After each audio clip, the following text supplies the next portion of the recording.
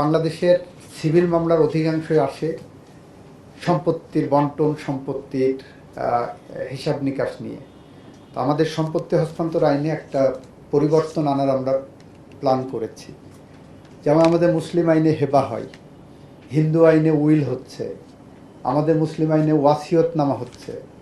তো হেবা একজন বাবা মা যদি তার দুইটা মেয়ে সন্তান আছে বা সন্তানরা আছে, হেবাটা যদি করে দেন সাথে সাথে বাবা মার হাতের থেকে ওই সম্পত্তি চলে যাচ্ছে, বাবা মা শূন্য হয়ে যাচ্ছেন, ওই ছেলে মেয়ের উপর নির্ভর করে ফেলছেন।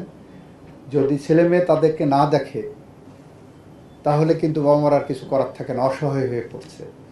আমরা বিকল্প হিসাবে হেবার পাশাপাশি আমাদের ট্রান্সফার অফ প্রপার্টি অ্যাক্টে একটা আইন আছে, সেই আইনটার নাম হলো, একটা ধারা আছে, সেটা হলো গিফটের ধারা।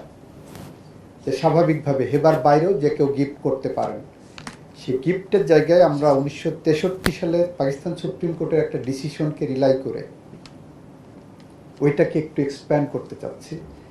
গিফটে একটা ইউসুফরাত রাইট রাখতে চাচ্ছি। স্যান্ডেলিনা সো, রূপচর্চায় আভিজাত্য।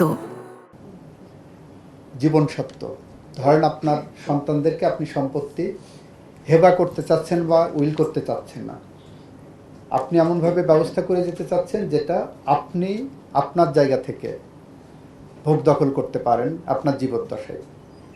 সেই ক্ষেত্রে সেখানে যদি গিফটের ইউসুফরাত রাইট দেওয়া হয় যে এখন বাবা মা গিফট করে দিলেন, কিন্তু যতদিন উনি বেঁচে থাকবেন ততদিন ওনারা ভোগ দখল করবেন, ততদিন ভোগ দখল করুন, উনি বিক্রি করতে পারবেন না। বিক্রি করতে গেলে আবার ওই সন্তানের পারমিশন লাগবে, আবার সন্তানও বিক্রি করতে পারবে না, বিক্রি করতে গেলে বাবার পারমিশন লাগবে, বাবা বা মায়ের।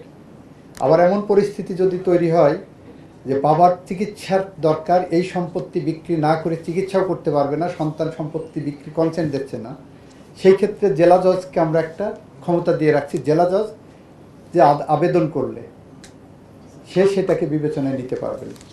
এইটা দিয়ে আমরা মনে করছি যে অনেক সিভিল মামলা ভবিষ্যতে ফাইলিংটা কমে যাবে, অনেক সমস্যার সমাধান এখানে হয়ে যাবে।